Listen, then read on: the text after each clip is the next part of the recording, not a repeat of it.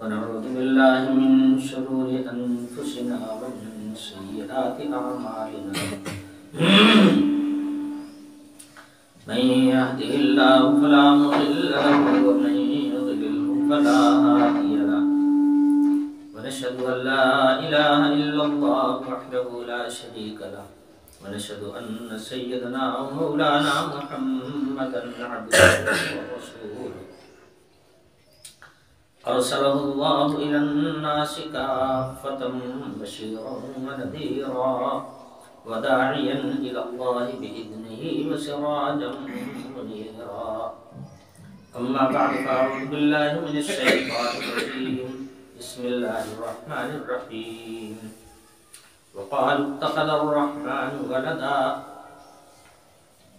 لقد جئتم شيئا إدا تكاد السماوات يتفطرن منه وتنشق الأرض وتقر الجبال هدا أن دعوا للرحمن ولدا وما ينبغي للرحمن أن يتخذ ولدا إن كل من في السماوات والأرض إلا آتي الرحمن عبدا لقد أحصاهم وعدهم عدا وكلهم آتيه يوم القيامة فردا إن الذين آمنوا وعملوا الصالحات سيجعل لهم الرحمن ودا فإنما يسرناه بلسانك لتبشر به المتقين وتنذر به قوما لدا وكم أهلكنا قبلهم من قرن هل تحس منهم من أحد أو تسمع لهم ركزا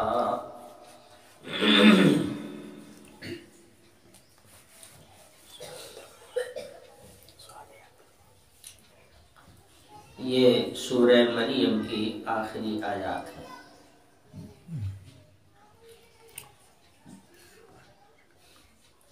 قرآن پاک کے مضامین کا موضوع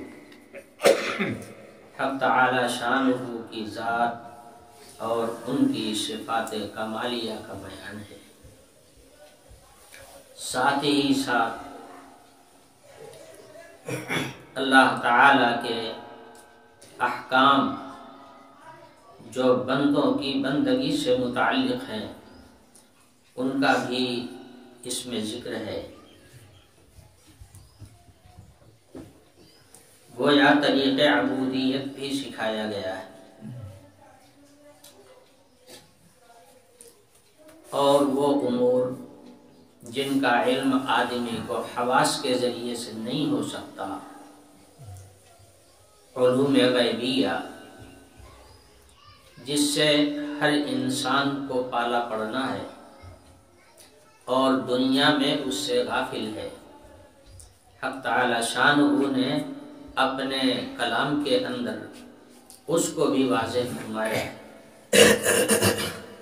تاکہ دنیا کا انسان جان لے کہ دنیا سے چلے جانے کے بعد اسے کن کن حالات سے گزرنا ہے۔ یہی سب مضامین ہیں جو قرآن پاک میں مختلف طرز سے بیان کیے گئے۔ بنیادی چیز ہے حق تعالی شانہ کی پہچان۔ تو قرآن پاک حقیقت میں حق تعالی شانہ کے تعارف پر ہی مشتمل ہے۔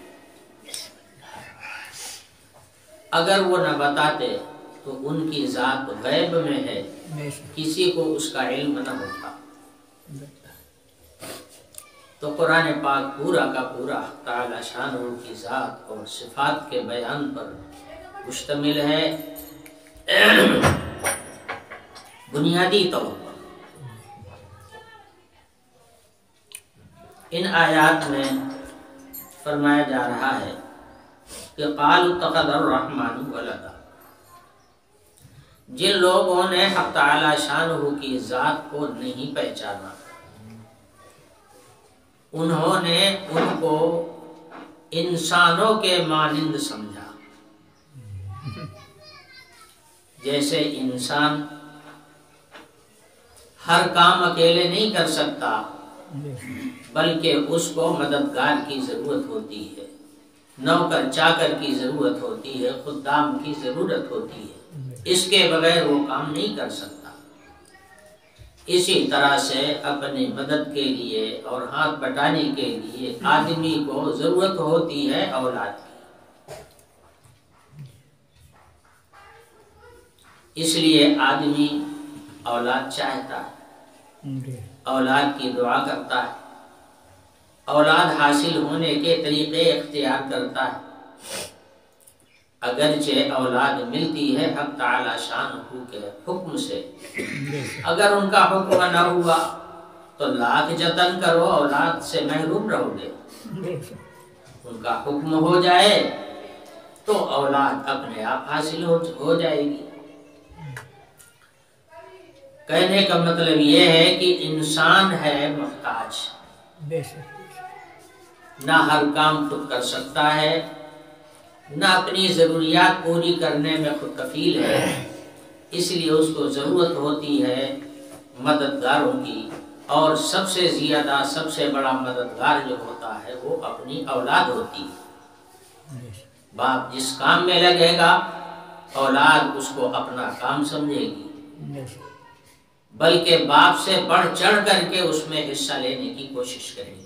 تو سب سے زیادہ آدمی کا جو مددگار ہوتا ہے وہ اپنی اولاد ہوتی ہے۔ جن لوگوں نے اللہ پاک کی حقیقت کو نہیں پہچانا، اللہ پاک کا تعارف انہیں حاصل نہیں ہوا، تو وہ اللہ پاک کو انسان کے مانند سمجھتے ہیں۔ چنانچہ دنیا نے اس موضوع میں دھوکہ کھایا۔ بعض لوگوں نے عقل سے سمجھنے کی کوشش کی تو یہاں تک پہنچے کہ بھئی ایک خدا نیکیوں کا ہونا چاہیے، دوسرا خدا برائیوں کا ہونا چاہیے، ایک ہی خدا نیکیوں کا بھی خدا ہو، برائیوں کا بھی خدا ہو، یہ بات تو خدا کی ذات کے منافی ہے۔ چنانچہ انہوں نے عقیدہ بنا لیا کہ خیر کا جو خدا ہے اس کا نام یزداں ہے، اور شر کا جو خدا ہے اس کا نام اہرمن ہے۔ انہوں نے یہ تصور قائم کر لیا۔ بعض لوگوں نے یہ سمجھا کہ اتنی بڑی کائنات کو زمین سے لے کے آسمان تک بھلا ایک خدا کیسے چلا سکتا ہے، اس لیے انہوں نے 360 خدا باندھ لیے۔ ہر دن کا ایک خدا ہونا چاہیے جو ایک دن کا کام چلا گئے، ایک ہی خدا بھلا ہمیشہ کیسے کام چلائے گا دن اور رات کا۔ انہوں نے یہ طریقہ کار اختیار کر لیا، یہ پہلو اپنا لیا انہوں نے۔ غرض کی جن لوگوں کو اللہ رب العزت کا صحیح تعارف نہیں ہو سکا، اور یہ وہی لوگ ہیں جو تعارف کرانے والے لوگوں سے دور رہے۔ اللہ پاک نے اپنا تعارف کرانے کے لیے، اپنی پہچان کرانے کے لیے انبیاء علیہ السلام کو بھیجا نا، تو جو انبیاء علیہ السلام سے لگے رہے، ان سے وابستہ رہے، ان کو خدا کی پہچان حاصل ہوئی، اور جو انبیاء علیہ السلام سے دور رہے اور اپنی عقل کا گھوڑا دوڑاتے رہے اس معاملے میں بھی، تو اللہ کے تعارف سے محروم رہ گئے۔ تو انہوں نے طرح طرح کی باتیں کی۔ جو لوگ عقیدہ حق کے دائرے میں تھے وہ بھی یہاں پر آ کر کے پھسل گئے، مثلا یہود اور نصارہ اور قریش مکہ جو دین ابراہیمی پر قائم تھے، ان سے بھی لغزش ہو گئی، اور انہوں نے یہ کہا کہ وہ شخصیتیں جو دنیا میں عجوبہ روزگار ہوئیں وہ انسان نہیں ہیں، بلکہ اللہ پاک نے اپنا بیٹا بنا کر کے ان کو بھیجا تھا۔ تو یہودیوں نے حضرت عزیر علیہ السلام کو کہہ دیا کہ اللہ کے بیٹے ہیں، اس لیے کہ جو صفات ان کے اندر پائی جاتی ہیں وہ دنیا میں کسی کے اندر نہیں پائی جاتی، تو یقیناً یہ اللہ کے بیٹے۔ حضرت عیسیٰ علیہ السلام کے حیرت ناک واقعات کا جب دنیا نے مشاہدہ کیا تو کہنے لگے کہ بھائی یہ تو انسان نہیں معلوم ہوتے، یہ تو یقیناً خدا ہی ہیں یا تو پھر خدا کے بیٹے ہیں، خدا نے اپنے بیٹے کو دنیا میں ہماری ہدایت کے لیے وقالت اليہود عزیر ابن اللہ وقالت النصارى المسیح ابن اللہ، یہ قائل ہو گئے کہ حضرت عیسیٰ علیہ السلام کے اندر ایسے ایسے کمالات کہ وہ مردے کو اگر تم باذن اللہ کہہ دے تو اٹھ کے کھڑا ہو جائے، یہ صفت کسی انسان کے اندر تو نہیں ہے۔ آدم علیہ السلام سے لے کے آج تک کسی کے اندر یہ صفت نہیں پائی گئی۔ مٹی کی چڑیا بنانا پھونک مارے اڑنے لگے، یہ تو ایسے ہی ہو گیا جیسے اللہ پاک نے حضرت آدم علیہ السلام کا پتلا بنا کے انسان بنا دیا، مٹی سے بنایا اور اس کے اندر روح ڈال دی۔ تو حضرت عیسیٰ علیہ السلام تو روح بھی ڈالنا جانتے ہیں، مٹی کی چڑیا بناتے ہیں، روح ڈال دیتے ہیں، اس کے اندر اڑنے لگتی ہے۔ تو بھئی یہ انسان تو نہیں ہے، معلوم ہوتا ہے کہ اللہ رب العزت نے ان کو اپنے بیٹے کو دنیا میں ہماری ہدایت کے لیے بھیج دیا۔ ان سب سے لغزش ہوئی اللہ تعالی کی ذات کو حقیقتاً پہچاننے میں، اسی کو قرآن یہاں پر ذکر کر رہا ہے۔ وَقَالُوا اتَّخَذَ الرَّحْمَنُ وَلَدًا، ایسے لوگ دنیا میں ہیں جنہوں نے یہ کہا کہ اللہ رب العالمین جن کی صفت رحمان ہے، رحمان نے اولاد بنایا، یعنی اپنے لیے اپنی اولاد بھی بنایا۔ یہ کتنی نادانی کی بات ہے۔ اولاد کی ضرورت اس کو ہوتی ہے جو زندگی کے کسی مرحلے میں مدد کا محتاج ہوتا ہے، مددگاری کے لیے وہ اولاد چاہتا ہے۔ تو اس کا مطلب یہ ہوا کہ تم نے اللہ پاک کو اپنے جیسا سمجھ لیا کہ جیسے تم محتاج ہو، اللہ پاک بھی اپنا نظام چلانے میں محتاج ہیں، اس لیے ان کو اولاد بنانے کی ضرورت پڑی۔ میاں جو ہمیشہ سے ہو اور ہمیشہ رہے، جس کے اوپر کبھی کمزوری نہ طاری ہوتی ہو، جو کسی بھی مرحلے میں تھکتا نہ ہو، جس پر اونگ اور نیند نہ طاری ہوتی ہو، جو ہمیشہ چاک چوبند ہو اور ہمیشہ ایسے ہی رہے، اور کائنات عالم میں بڑی سے بڑی چیز کو بنانے میں اسے کسی کی ضرورت نہ ہو، مطلب اولاد لے کے کیا کرے گا؟ کیا ضرورت پڑی اس کو اولاد بنانے کی؟ تو یہ تمہارے علم کا اور تمہاری نظر کا دھوکہ ہے، تم نے اللہ پاک کی ذات کو نہیں پہچانا، اس لیے اس قسم کی بات کہتے ہو۔ اور اللہ تعالی کے لیے اگر کوئی اولاد ثابت کرتا ہے یا اولاد کا دعویٰ کرتا ہے تو یہ تو اتنی بڑی بات ہے، اللہ پاک کے حق میں اتنی بڑی بات ہے کہ اس کے اوپر تو زمین آسمان کو پھٹ جانا چاہیے، پہاڑوں کو گر جانا چاہیے، یہ تو اتنی بڑی بات ہے۔ اصل میں یہ اللہ پاک کے لیے گالی کے مترادف ہے، یہ کہنا کہ اللہ پاک کی بھی اولاد ہے، یہ تو اللہ پاک کو گالی دینا ہوا، وہ تو اس سے مبرہ ہے۔ اس لیے قرآن کہتا ہے کہ جنہوں نے یہ بات کہی ہے انہوں نے تو اتنی بڑی بات کہہ دیا ہے کہ اس کے اوپر زمین اور آسمان کو پھٹ جانا چاہیے اور بڑے بڑے پہاڑوں کو ٹھہر جانا چاہیے، اتنی بڑی بات کہہ دی۔ کہتے نہیں ہے کہ تم نے تو بہت بڑی بات کہہ دیا۔ جو بات نامناسب ہوتی ہے اس کے متعلق آدمی اپنا تأثر ظاہر کرتا ہے ایک الفاظ کہہ کر کے کہ تم نے تو بہت بڑی بات۔ تو اللہ پاک کے سلسلے میں یہ کہہ دینا کہ وہ صاحب اولاد ہے، یہ بہت بڑی بات ہے، اتنی بڑی بات ہے، یعنی اللہ کی ناراضگی کا اتنا بڑا سبب ہے کہ اس کے اوپر تو زمین آسمان کو پھٹ جانا چاہیے۔ ان دعوا للرحمن ولدا، کہ انہوں نے تو اللہ پاک کے لیے اولاد کا دعویٰ کیا۔ وَمَا يَنبَغِي لِلرَّحْمَنِ أَن يَتَّخِذَ وَلَدًا، رحمان کی ذات کے لیے کہاں یہ مناسب ہے کہ وہ اولاد بناوے؟ اگر کوئی دعویٰ کرے کہ وہ صاحب اولاد ہے تو یہ بہت بڑی اللہ تعالی کی شان میں گستاخی ہے۔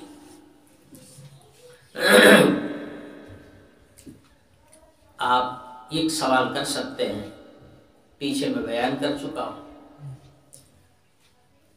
کہ اللہ پاک اپنے پاس سے وحی جو بھیجتے ہیں تو فرشتے کے ذریعے سے بھیجتے ہیں۔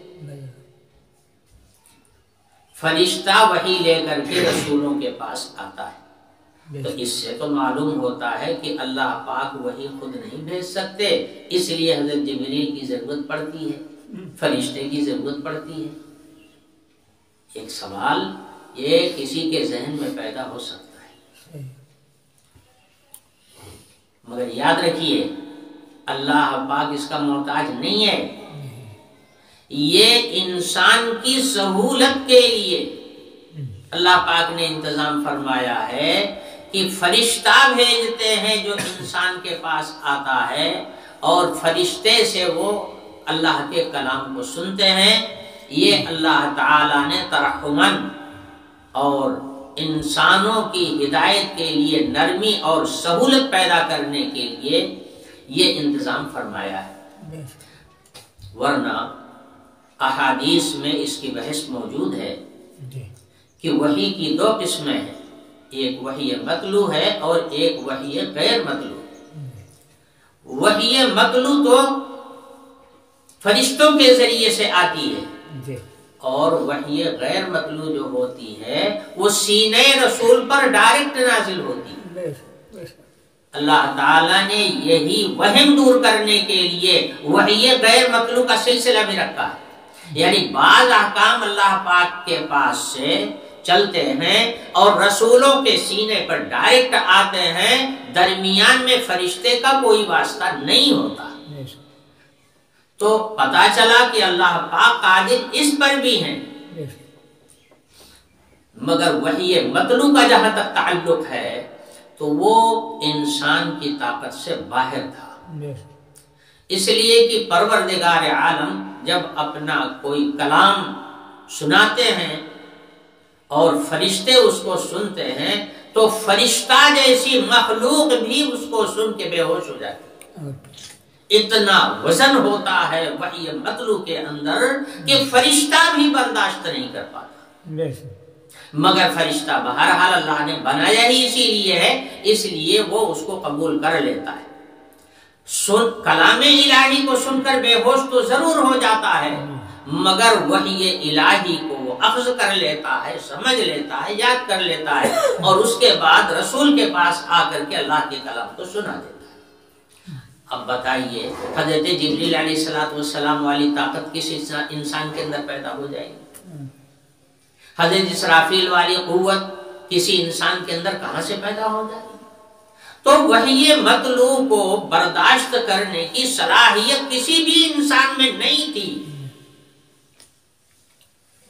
حضرت جبریل اللہ کے کلام کو جس وقت سنتے ہیں بے ہوش ہو جاتے ہیں، ہوش میں آتے ہیں تو پھر کلام الہی کو لے کر کے دنیا میں رسول کے پاس آتے ہیں، اور وزن اتنا اب بھی باقی رہتا ہے، یعنی اس واسطہ درمیان میں لانے کے بعد بھی اتنا وزن رہتا ہے کہ جس وقت سینے رسول پر وحی الہی حضرت جبریل علیہ السلام ڈالتے ہیں تو رسول اللہ صلی اللہ علیہ وسلم بھی بے ہوش ہو جاتے ہیں،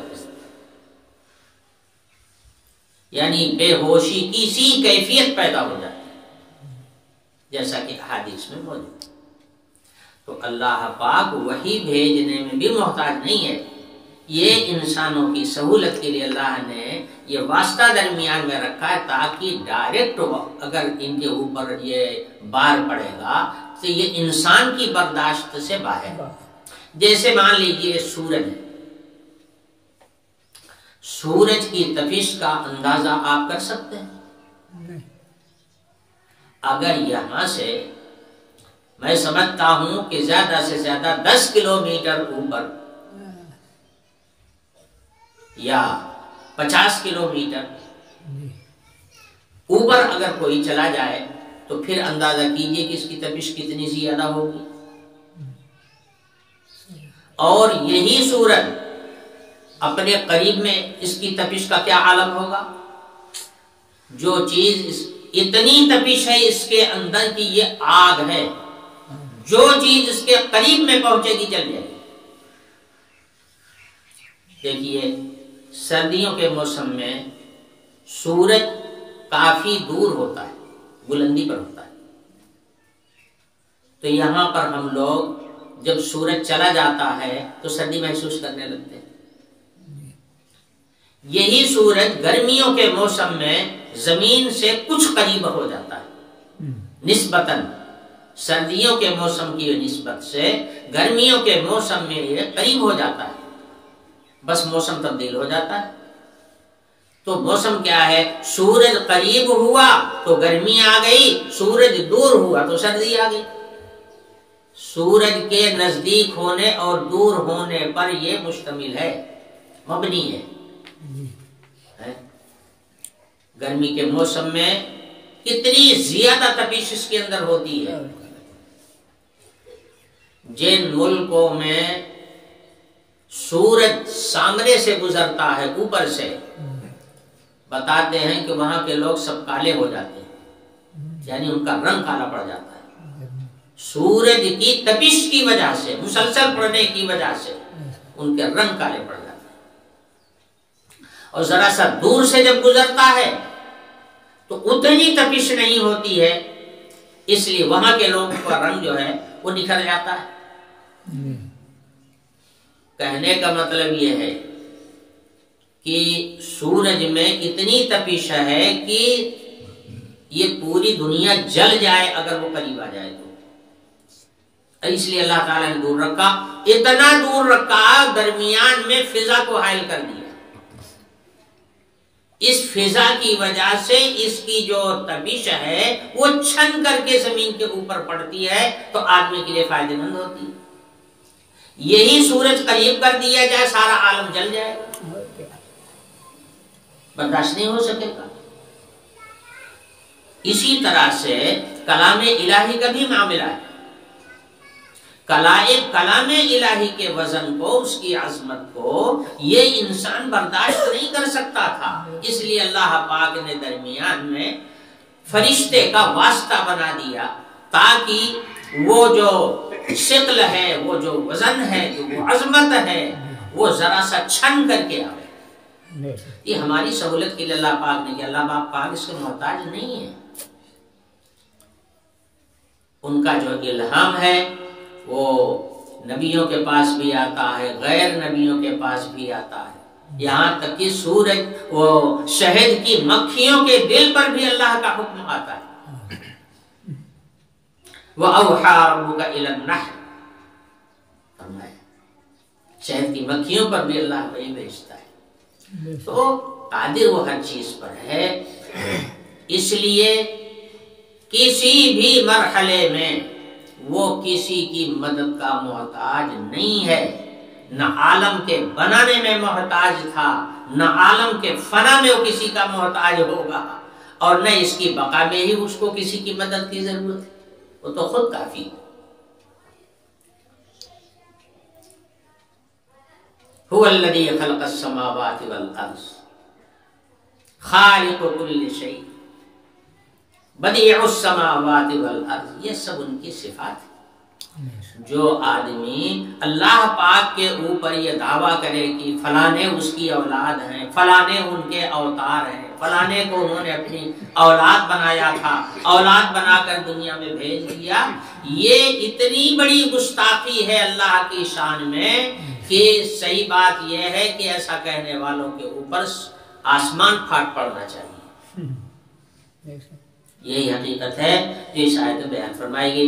ما ينبغي للرحمن ان يتخذ ولدا، اللہ کے لیے کسی طرح مناسب نہیں ہے کہ وہ صاحب اولاد ہو اور اپنی مدد کے لیے اولاد بنائے.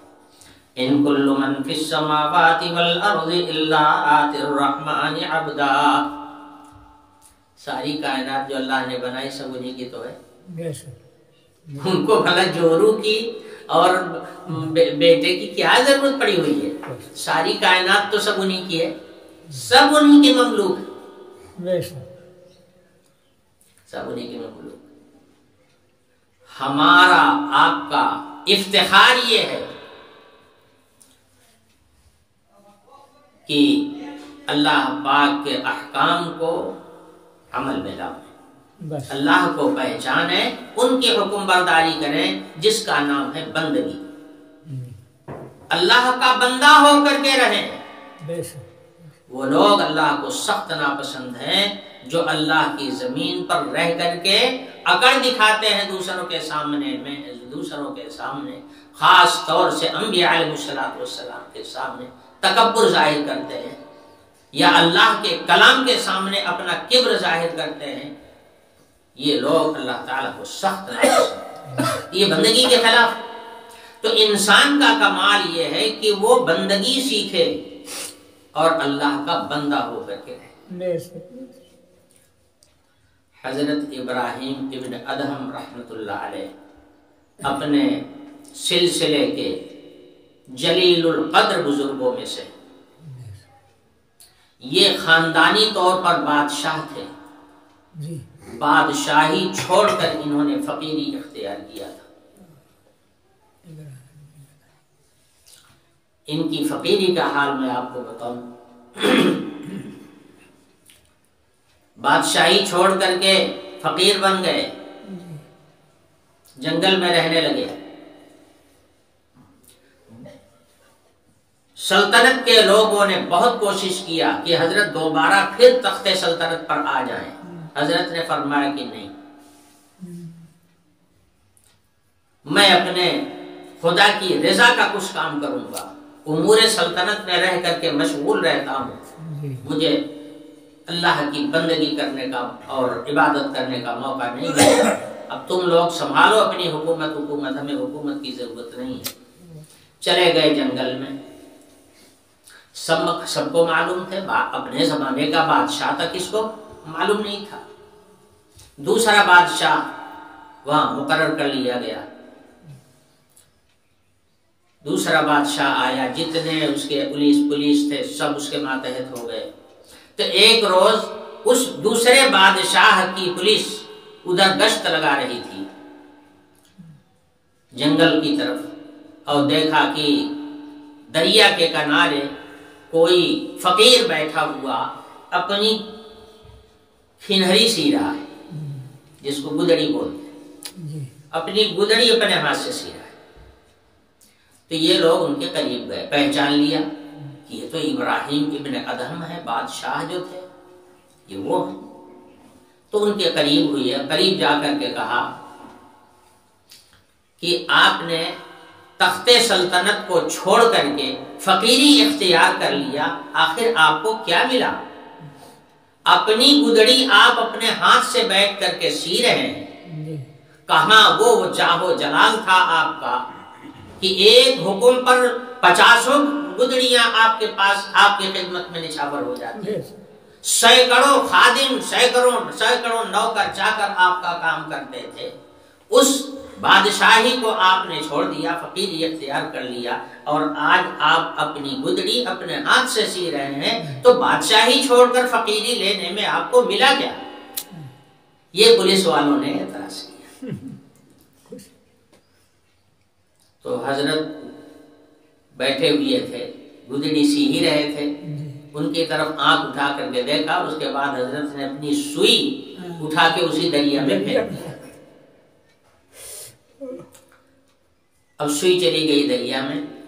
حضرت ان کی طرف مخاطب فرمایا کہ بھئی تم لوگ بادشاہ کے سپاہی ہو، اقتدار والے ہو، بڑے اونچے لوگ ہو، بڑے طاقتور ہو، تو میری سوئی لے آ دو ذرا،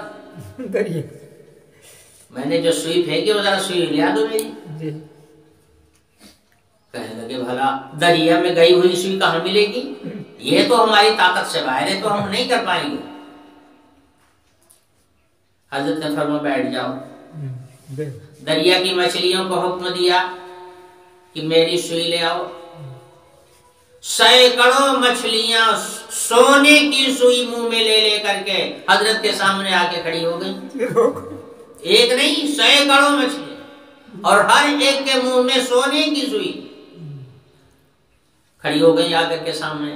حضرت نے فرمایا بھائی میں سونے کی سوئی لے کے کیا کروں گا، میری لوہے والی سوئی لے آؤ. میں سونے کی سوئی کیا کروں گا؟ تو ایک مچھلی گئی، وہ لوہے والی سوئی تلاش کر کے لے کر کے آ کر کے کھڑی ہو گئی سامنے. حضرت نے ان سپاہیوں سے فرمایا کہ بادشاہی چھوڑ کر کے فقیری اختیار کرنے میں ہمیں یہی ملا ہے. وہاں سینکڑوں نوکر چاکر کو چھوڑ دیا تو اللہ نے اپنی ساری مخلوق کو میرا خادم بنا دیا. ساری خلقت میری خادم بن گئی. حضرت فرمایا یہی ملا. یہ ہے حضرت ابراہیم ابن ادہم رحمۃ اللہ علیہ. حضرت اپنے چھپر میں بیٹھے ہوئے تھے یا کسی جنگل کے مقام پر بیٹھے ہوئے تھے. لوگ جو جانتے تھے اور جو طالب تھے وہ حضرت کو تلاش کرتے رہتے تھے، حضرت سے ملنے کے لیے آتے تھے. ارے بھئی حضرت صاحب نسبت بزرگ تھے، لوگ طریقت کا علم ان سے حاصل کرنے کے لیے آتے تھے، خدا کا تعارف حاصل کرنے کے لیے ان کے پاس آتے تھے. آنے جانے والوں کا سلسلہ رہتا ہی تھا. کسی آدمی نے حضرت سے سوال کر لیا کہ آپ بندے کس کے؟ آپ بندے کس کے؟ یہ سوال سن کر کے حضرت بے ہوش ہو کے گر پڑے اور تھوڑی دیر، یعنی ایک دم بے ہوش نہیں ہوئے، لیکن اس سوال کا اتنا بڑا اثر ان کے دماغ پر پڑا کہ بے خود ہو گئے، زمین پر پڑ گئے. تھوڑی دیر کے بعد افاقہ ہوا تو حضرت نے یہی آیت تلاوت کی، ان کل من فی السماوات والارض الا آتی الرحمن عبدا. زمین و آسمان اور کائنات کی کون سی ایسی چیز ہے جو اللہ کے سامنے اس کی مملوک بن کر کے نہ آوے، اس کا غلام بن کر کے نہ آوے. سب اس کے غلام ہیں، ان کے پاس غلام بن کر حاضر ہوں گے، سب کے سب، کوئی بچے گا نہیں. تو جو سب ان کے غلام بن کر کے آئیں گے تو میں کیا اس سے باہر ہوں؟ گویا کہنے کا مطلب یہ تھا. سوال کرنے والوں نے کہا کہ حضرت آپ یہ سوال میرا سن کر کے بے ہوش ہو گئے، بات کیا ہے؟ حضرت نے فرمایا کہ بھائی اگر تمہارا سوال کیا تھا؟ تمہارا سوال یہ تھا کہ آپ بندے کس کے ہیں. اگر میں یہ کہہ دوں کہ میں خدا کے سوا کسی کا بندہ ہوں تو یہ بات غلط ہے، یہ صحیح نہیں ہو سکتی. اور اگر کہہ دوں کہ میں خدا کا بندہ ہوں تو میرے پاس دلیل بندگی بھی تو چاہیے. میں اپنی بندگی کی کون سی دلیل پیش کروں گا؟ اس لیے اس سوال پر مجھے غشی آ گئی. دیکھو جن لوگوں کے سامنے حقائق کھلے ہوئے ہوتے ہیں اصلی اثر ان کے اوپر ہوتا ہے، اور حقائق پر جو لوگوں کے سامنے حقیقتیں آتی ہیں، پردے کے ساتھ آتی ہیں، ان کے ذہن پر اتنا بڑا اثر نہیں پڑتا. بندگی کا تو یہ حال تھا حضرت کی کہ بادشاہی کو لات مار کر کے فقیری اختیار کر لیا، اسی بندگی ہی کی خاطر تو کیا تھا، مگر ابھی بھی ہمت نہیں ہے کہ یہ کہہ دیں کہ میں اللہ کا بندہ ہوں. اس لیے کہ دلیل میں کیا پیش کروں گا اللہ پاک کے سامنے کہ میں بندہ ہوں آپ کا، اور دلیل یہ، یعنی اپنے آپ کو اب بھی عاجز و درماندہ اور بندگی کے قابل نہیں سمجھ رہے ہیں. سمجھے؟ جب حقائق کھلتے ہیں تب آدمی اس کے وزن کو محسوس کرتا ہے. بہرحال یہی آیت حضرت نے اس وقت تلاوت فرمائی تھی، ان کل من فی السماوات والارض الا آتی الرحمن عبدا. اللہ پاک کا ہی ارشاد، زمین و آسمان میں کوئی ایسا نہیں ہے جو اللہ کے سامنے بندہ ہو کر کے نہ آئے، چونکہ انہی کی مملوک ہے، وہ واپس بلائیں گے اپنے سامنے، اور بلائیں گے کیا؟ حقیقت تو یہ ہے کہ ہر آدمی ہر وقت ان کے سامنے، ہر وقت ان کے سامنے۔ لقد احصاهم وعدهم عدا، اللہ پاک نے اپنے علم و قدرت کے احاطے میں سب کو لیا ہوا ہے، اور ہر ایک کی گنتی ہو چکی ہے، ایک ایک فرد گنتی میں ہے، اور ہر فرد کا ایک ایک سانس گنتی میں ہے، اس کی عمر کا ایک ایک لمحہ گنتی میں ہے، ہر چیز ریکارڈ میں محفوظ ہے۔ یہ صورتحال ہے۔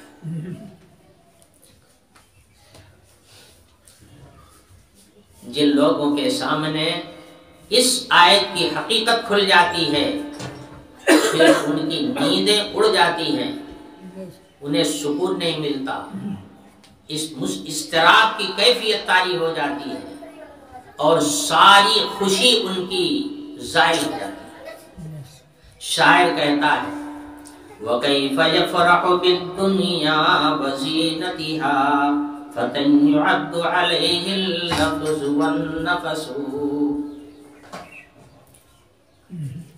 وہ آدمی دنیا کی لذتوں پر کیسے خوش ہو سکتا ہے، اور کیسے اسے سرور اور فرحت حاصل ہو سکتی ہے، جس کے زبان سے نکلا ہوا ایک ایک لفظ ریکارڈ کیا جا رہا ہو، اور جس کے منہ سے نکلنے والا ایک ایک سانس گنا ہوا ہو۔ ایک عمر دے کر اللہ پاک نے سب کو بھیجا ہے، اس عمر کا ایک ایک لمحہ، ایک ایک سانس سب گنا چنا ہے، اور جس دن وہ گنتی پوری ہو جائے گی، اسی دن اس کو دنیا کے پلیٹ فارم سے اتر جانا پڑے گا، اسی دن اس کو دنیا چھوڑ دینا پڑے گا۔ یہ دنیا جو ہے یہ ایک گاڑی ہے جو چل رہی ہے، اور ہر چڑھنے والے چڑھتے رہتے ہیں، اترنے والے آنے والے آتے رہتے ہیں، سوار ہوتے رہتے ہیں، اور جانے والے اتر کر کے نیچے چلے جاتے ہیں۔ یہ ایک پلیٹ فارم جیسی ہے دنیا۔ تو بھلا جس آدمی کی کا ایک ایک منٹ، ایک ایک لمحہ سب لکھا ہوا ہو، ریکارڈ میں ہو، اسے اس دنیا کی لذت سے بھلا کہاں خوشی حاصل ہو سکتی ہے؟ کتنے گھنٹے کی زندگی ہے، کتنے منٹ کی زندگی ہے، کتنے سال کی زندگی ہے، اتنے میں ایک گھنٹہ گزرا، اس پوری عمر کا ایک گھنٹہ کم ہو گیا۔ ایک دن گزرا تو جتنے دن مقرر ہیں ان میں سے ایک دن کم ہو گیا، اگلا دن آیا پھر ایک دن کم ہو گیا، کم ہوتے ہوتے ہوتے ہوتے جیسے برف کی سلی پگھلتی ہے، اور پگھلتے پگھلتے آخر میں ختم ہو جاتی ہے، اس کا وجود ہی نہیں رہ جاتا۔ یہی حال انسان کی زندگی ہے۔ بھلا جس کے سامنے یہ حقیقت منکشف ہو جائے گی، بھلا اسے سکون کہاں ملے گا دنیا میں؟ اگر آپ کو معلوم ہو جائے کہ کل موت آنی ہے، یا 5 دن میں 10 دن میں آپ کی موت آ جائے گی، ابھی مر جائے گے موت آنے کے پہلے، یہ اثر ہوتا ہے۔ اسی لیے اللہ پاک نے کسی کی زندگی اور کسی کے سانس کو جو ان کے یہاں تو گنا ہوا ہے، مگر کسی کو بتایا نہیں۔ اگر بتا دیں تو یہ دنیا کا سارا نظام بھی ٹھپ ہو جائے گا، ہر آدمی سارا کام چھوڑ کے بیٹھ جائے گا مارے رنج کے۔ اس لیے اللہ نے اس کو کسی پر کھولا نہیں ہے، کئی دن کی کس کی زندگی۔ مگر اہل اللہ جب ان آیات میں غور کرتے ہیں اور ان کے حقائق ان کے سامنے منکشف ہوتے ہیں تو ان کی حالت بدل جاتی ہے۔ یہی ہے جو پچھلے زمانے میں آپ سنتے رہے ہوں گے کہ فلانے فقیر ہو کر کے نکل گئے، فلانے نے فقیری اختیار کر لیا، دنیا چھوڑ دیا، ترک دنیا کر لیا۔ یہی حقائق ہے جو ان کے سامنے منکشف ہوتے ہیں۔ ایک زمانہ تھا ہمارے حضرت الاستاذ حضرت مولانا قاری محمد طیب صاحب رحمۃ اللہ علیہ نے فرمایا کہ دارالعلوم میں ایک وقت ایسا بھی تھا کہ گھنٹا بجانے والے چپراسی سے لے کر شیخ الحدیث تک سب صاحب نسبت بزرگ تھے. ایک وقت دارالعلوم پر ایسا بھی گزرا ہے. اس زمانے کے جو گھنٹا بجانے کے چپراسی تھے جب وہ گھنٹا بجاتے تھے اور گھنٹے پر مارتے تھے تو گھنٹا بجانے کے بعد وہ ایک شعر پڑھتے تھے.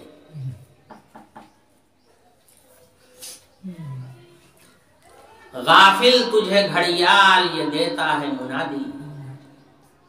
غافل تجھے گھڑیال، یہ جو میں نے گھنٹا بجایا تو غافل تجھے گھڑیال یہ دیتا ہے منادی. گردون گھڑی عمر کی ایک اور گھٹا دی.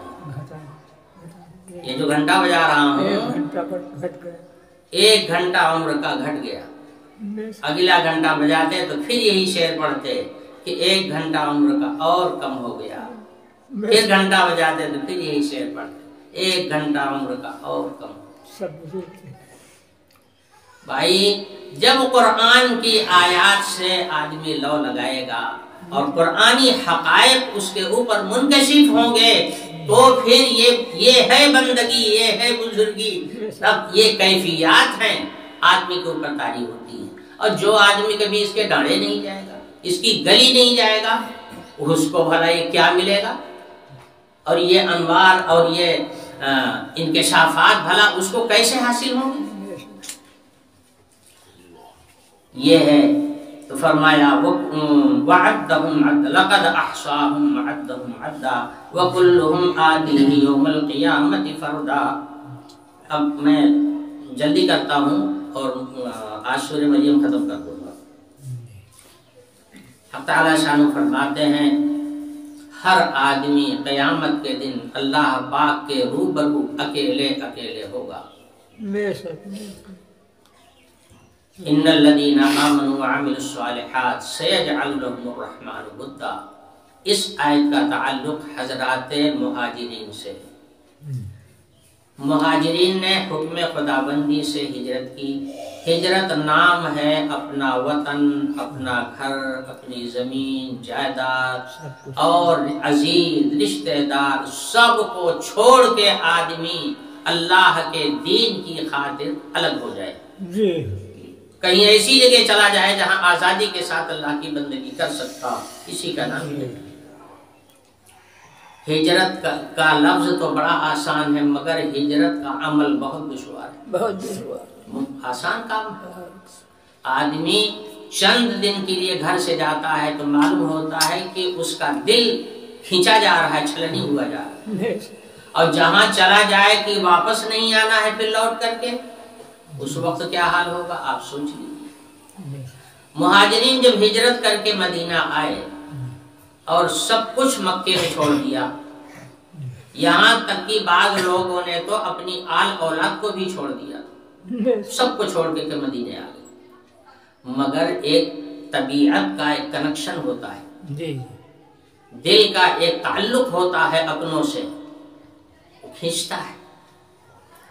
تو آدمی کو یاد آتی اور اس یاد سے کڑھن بھی ہوتی، صدمہ بھی ہوتا ہے.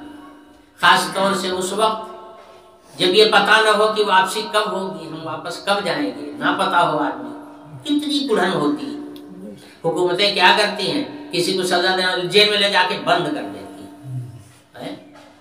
نہ مار رہے ہیں نہ پیٹ رہے ہیں، پھر کاہے کو پریشان ہو بھائی؟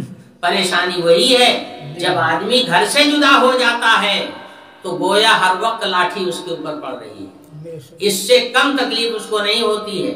گویا ہر وقت لاٹھی کھا رہا ہو، اس سے زیادہ تکلیف ہوتی ہے وطن سے بے وطن ہو جانے. حضرات صحابہ کا دل متاثر تھا. گھر کی یاد آ رہی تھی، خاندان کی یاد آ رہی تھی، اپنوں کی یاد آ رہی تھی، رشتہ داروں کی یاد آ رہی تھی، اور خاص طور سے اپنا وطن یاد آ رہا تھا. میں زیادہ تفصیل نہیں کروں گا ورنہ کافی بات لمبی ہو جائے گی. آپ خود محسوس کر سکتے ہیں اس مسئلے کو تو اس پر حق تعالی شانہ نے مہاجرین کو تسلی دینے کے لیے یہ الفاظ نازل فرما دیے یا قرآن کی یہ آیت نازل فرما دی، ان الذین آمنوا وعملوا الصالحات سیجعل لهم الرحمن ودا۔ یہ محبتیں اور تعلقات اللہ تعالیٰ کے پیدا کی ہوئی ہے۔ جب اللہ کے حکم سے اپنا وطن چھوڑ کے دوسری جگہ جا رہے ہو تو اللہ پاک وہیں اسی جگہ کو تمہارا وطن بنا دیں گے، اور جو محبت تمہارے اس وطن سے ہے اس سے زیادہ محبت اللہ پاک وہاں کے وطن سے تمہارے دل کے اندر پیدا کر دیں گے۔ کیوں پریشان ہو رہے ہو؟ اور رہ گئے متعلقین، محبین، اپنے ناطے دار، رشتہ دار، تو وہاں جہاں جاؤ گے وہاں کے لوگوں کو اللہ ان سے زیادہ تمہیں عزیز بنا دے گا۔ اور یہی تو ہوا۔ مدینہ جب پہنچے ہیں، مکے میں تو کسی نے اپنی جائیداد میں حصے دار نہیں بنا دیا، مکے میں تو کسی نے اپنے گھر میں حصے داری نہیں دے دیا تھا۔ وہاں تو جو اپنا بنایا تھا وہی اپنا تھا یا باپ دادا کا بنایا ہوا تھا، کسی نے آپ کو شریک نہیں کر لیا، حالانکہ آپ کا وطن اصلی تھا۔ اور مدینہ پہنچنے کے بعد اہل مدینہ کے دلوں میں اللہ نے ایسی محبت پیدا کر دیا کہ جن لوگوں کے پاس 2 گھر تھے انہوں نے ایک گھر مہاجر کو دے دیا، ایک گھر اپنے لیے رکھا۔ اپنی زمینوں میں، جائیداد میں، ہر چیز میں انہوں نے اپنے بھائیوں کو حصے دار بنایا۔ یہ محبت اللہ ہی نے تو پیدا کیا، کسی اور نے۔ اسی کا گویا وعدہ کیا گیا یا تسلی دی گئی کہ تسلی رکھو، اللہ ان محبتوں کا محور اور محبتوں کا محل بدل دے گا۔ ان الذين آمنوا وعملوا الصالحات سيجعل لهم الرحمن ودا فإنما يسرناه بلسانك لتبشر به المتقين وتنذر به قوما لدا۔ اس آیت میں ارشاد فرمایا گیا، اللہ پاک اپنے نبی کو ارشاد فرماتے ہیں کہ میں نے قرآن آپ کی زبان میں آپ کے اوپر نازل کیا تاکہ آپ کے لیے یہ عمل آسان ہو جائے، آپ اہل تقوی کو، متقین کو بشارت سنا سکیں، اور جو بد کردار، بد عمل اور اللہ کے نافرمان لوگ ہیں ان کے انجام سے ان کو ڈرا سکیں۔ یہ جو جھگڑالو لوگ آپ سے جھگڑا کر رہے ہیں آخرت کے سلسلے میں اور بغیبات کے سلسلے میں، آپ ان کو ان کے انجام سے ڈرا سکیں، اس لیے میں نے قرآن کو آپ کی زبان میں، ورنہ اللہ پاک تو ہر زبان تو اللہ ہی کی ہے، اللہ جس زبان میں چاہتا قرآن کو نازل کر دیتا۔ دنیا میں جتنی زبانیں ہیں سب اللہ کی زبانیں، اسی لیے جس زبان کا پیغمبر ہوتا ہے اللہ پاک اس کے اوپر جو وحی نازل فرماتے ہیں اسی کی زبان میں نازل کر دیتے ہیں تاکہ اس کے لیے سمجھنا اور سمجھانا آسان ہو جائے۔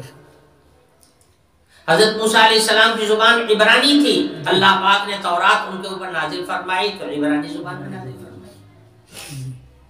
حضرت عیسیٰ علیہ السلام کی زبان سریانی تھی، اللہ پاک نے اپنا کلام ان کے اوپر نازل فرمایا تو سریانی زبان میں۔ جناب رسول اللہ صلی اللہ علیہ وسلم کی زبان عربی تھی، اللہ پاک نے ان کے اوپر جو اپنا کلام نازل فرمایا عربی زبان میں نازل فرمایا۔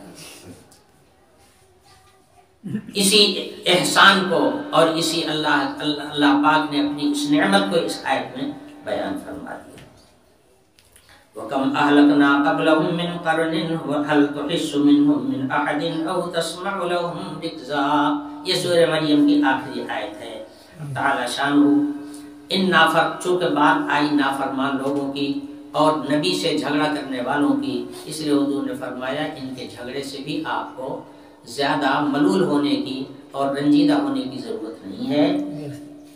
کتنے لوگ اس کے پہلے آئے اور ہمارے پیغمبروں سے انہوں نے لڑائی ٹھانی، ان کا انجام کیا ہوا دنیا جانتی ہے اور آپ بھی جانتے ہیں۔ کم اہلکنا قبلہم من قرن، اس کے پہلے کتنے قرن کے لوگوں کو ہلاک کیا جا چکا ہے۔ حل تحس منہم، آج ان میں سے کوئی ہے جس کو آپ دیکھ سکیں، جس کو آپ دیکھ سکیں اور جان سکیں کہ فلاں اس قوم کے آدمی، بعض قوموں پر اللہ کا عذاب آیا، اس طرح مٹائے گئے کہ دیا باتی کے لیے بھی ایک آدمی نہیں بچا۔ اسی کو فرمایا هل تحس منهم من احد او تسمع لهم رکزا، یا کسی کا کوئی اثر، کوئی نشان آپ دیکھ رہے ہیں؟ کچھ نہیں ہے، آج چلے گئے۔ اور بھائی کون یہاں رہے گا؟ سب چلے جائیں گے۔ جس نے بھیجا ہے اس کے سامنے حاضر ہونا ہے، بس اسی کی تیاری کرنا چاہیے کہ کل ان کے سامنے حاضر ہوں گے تو کس منہ سے ہم ان کو جواب دیں، اسی کی تیاری کرنا چاہیے۔ اسی کے لیے قرآن نازل ہوا۔ اللہ تعالی ہم لوگوں کو قرآن پاک سے وابستگی نصیب فرمائے۔ وآخر دعوانا الحمدللہ رب العالمین۔